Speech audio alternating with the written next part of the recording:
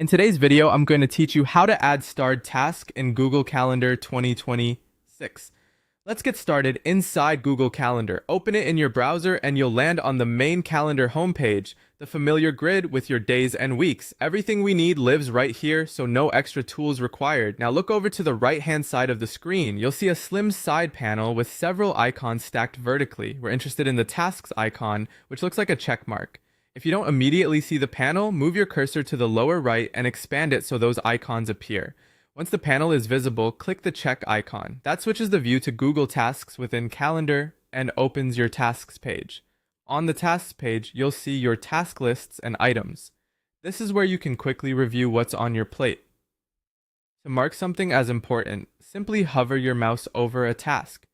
As you hover, notice a star icon appear next to the task name. That star is your priority marker. Click the star. When the star fills with color, that task is officially starred. That's it. Your task is now highlighted as important. If you change your mind later, just click the star again to unstar it. Starred tasks remain in the same list and on the same dates you originally set. The star simply adds a clear visual signal so you can spot your priorities at a glance. If you want to focus on just your important items, you can filter for them. Look to the left-hand side of the Tasks view. There you'll find a Starred section.